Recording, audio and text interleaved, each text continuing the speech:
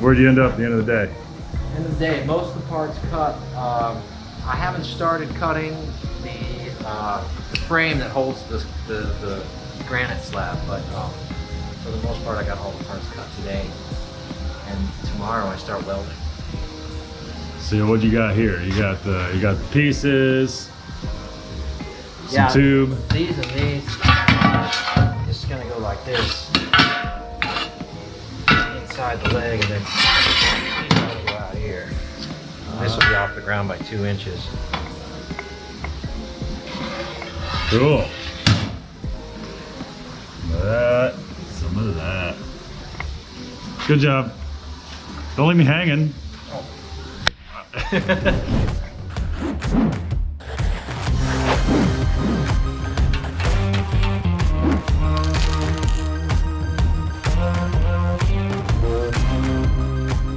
Audio check. All right, here we go.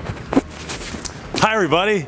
Tay here with Steve at Lift Arc Studios down here in the metal shop. And Steve has got a really cool project that I wish I could give so much more camera attention to, but at least we're setting this up and covering it because it's an incredible build. And now over to Steve to walk you through it. All right, so what I'm building is a table for a client that goes outdoors, and it looks like this. It will. It is a granite top 10 feet long and more than 3 feet wide, 38 wide. So it's a huge table. The top weighs over 600 pounds. And these bases, the trestle base is something you would normally see made out of wood. But what I'm trying to do is build a table that's as beautiful as a wooden table, all out of steel. So inside of it is going to be like a truck body, and on the outside is going to be this shape. So this here, that's the heart of the 2 legs. Those are 5-inch square tubes. And this kind of gives you an idea here. This will be the square tube inside this leg, and I'm going to shape this leg out of bending round rod and bending sheet metal. So, just getting started, an ambitious project, but I have a couple of weeks to work on this. So, the first step is to get all the parts ready, and what I've done here is cut a template for the leg, and I made it actual size here and traced that onto the wood, and then what I had to do was make a line inside of the actual cut line by 1/4 inch because my plasma cutter tip offsets on this surface right here, and that gives you 1/4 inch to the cut right there.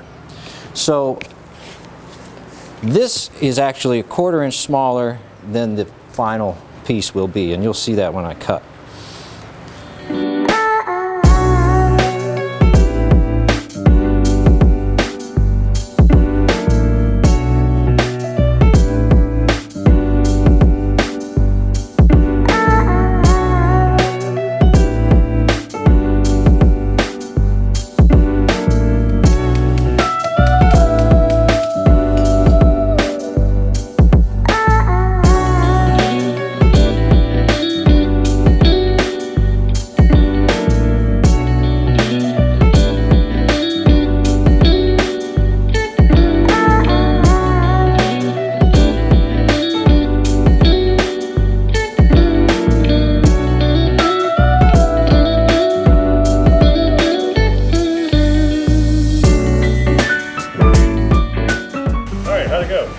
It went great. I was just seeing if they match the paper cut. This is what I actually wanted to get. And with this, I cut it in that 1/4 inch, and I came out almost dead on with this. So it worked good. From the drawing, I got this measurements, and I laid it out in actual life size with a center line here. And then I made a template in wood, mirror imaged it, so it's the same on both sides. But then you'll see the trace. This is the line I traced on the paper. From the paper, I had to back off 1/4 inch to allow that plasma cutter tip. So hopefully I would cut right back out to that line again on the steel, and that's what actually happened. So you can see that's that 1/4 inch right there still on. And now these are just right. to hold the cladding that's going to cover that up. And so This will all be solid in here.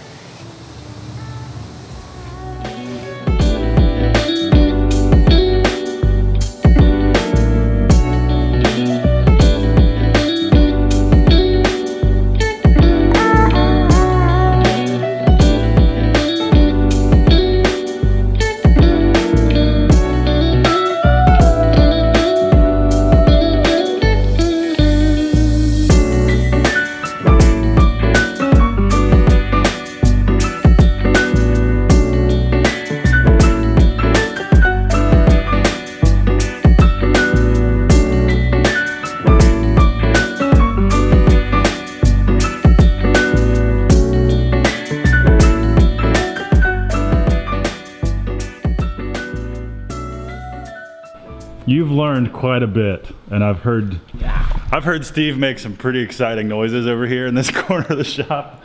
Things are being figured out in the silicon bronze TIG welding brazing category. Yeah, so silicon bronze is new for me. It's not structurally as strong as steel, so I've never had a job where it was an appropriate use, but now I do. These things are built inside with regular MIG weld, so the structure of it is complete, and now what I'm doing is adding basically bodywork to it. Yeah, how has this been going? So you can see here how smooth that silicon bronze smooths right in and blends beautifully. And it's easier to grind. It's lower temperature welding, so you're not melting the base metal. You're actually brazing. It's TIG brazing. So it's new for me, and I love it. This is what it looked like before. I think everyone saw this stage where you just cut these end pieces out. Yeah, and then I've gone and cut sections. Yeah, that's what I want to see. Sections of pipe and flat bar, all about 1/8 inch. And they stack up on here. Oh yeah, this is the satisfying part.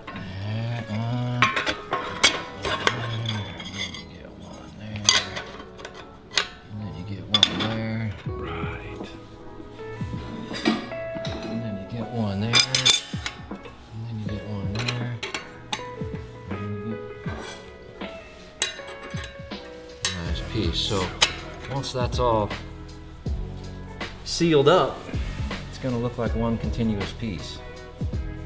This is great. And so this is the stretcher. Yeah, that'll go between right. That bolts in here. Right. And then the top will be a 2-inch square tube frame that holds the granite. So it's got to be strong. It's a 600-pound piece of granite, 10 plus feet long. There's no such thing as overbuilding here, is there? You can see, I think it's coming through on the camera, you got these beautiful little golden lines where the weld is. We're welding with gold. There's gold in them welds. Next, once I finish this one up, there's a plate like this that slips over here. And that's gonna get welded around, and then the structure of the architectural column, which I'm gonna do with rod and sheet metal, which is a new adventure for me too. We'll see how that goes. This is a build of first. So far, so good though. Yeah, it's a bit of math to figure it all out, but. So these were just quartered, basically, pieces of steel pipe. Yeah. It's so good. So you gotta weld this one, and then start on that one. Yep. Yeehaw.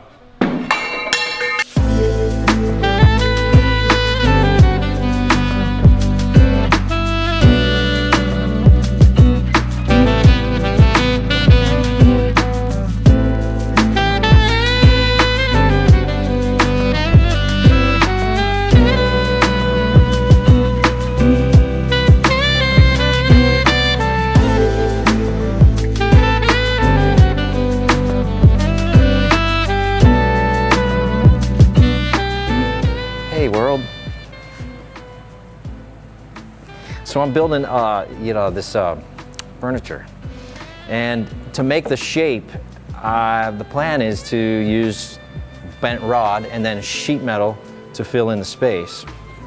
So to bend the rod, I had to have a rod bender. I don't have a roll bender, so I saw this awesome idea on YouTube, and I made this roll bender out of an old, well, not an old, but a bench vise. It's a drill press vise, and then added these bearings and this roller part. And then I made a template, so I'm gonna try to bend this to match the template, and I've actually done them all, but I'll show you this one.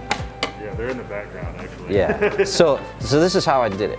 So the end here is waste because it has to have a little bit of extra to fit in a roller. So you give it a crank and then start to roll. And you give it a little bit of shape there.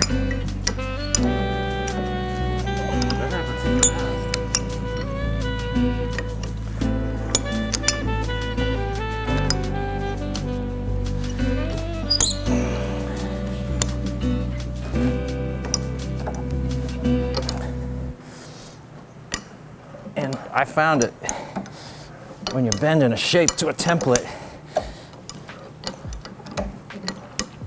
it's easier to work from the edges in. So I'll try to get that curve next. So I started at this end going that way. Now I'm gonna start at this end going that way, and I'm pretty close. I need more bend. As soon as when it leaves here, you need more bend right there to keep it on track. So then I'll put it back in here, kind of remember where that spot is. And that is something like that. So now I've got this end done, and I've got this end done, and I just have to get this part to make them come together. Yeah, it's still gonna work. All right, so I need more bend right in here. And then that's actually pretty good right there.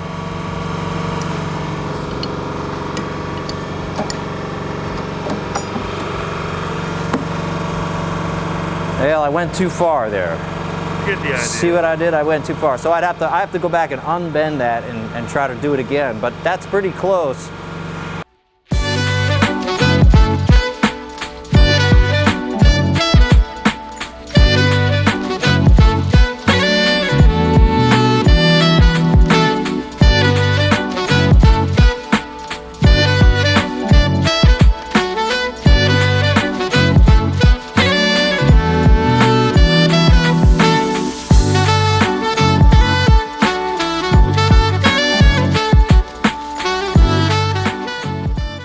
I made a cardboard template to fit the actual table base, and then I marked a line where it transitions from one curve to the other.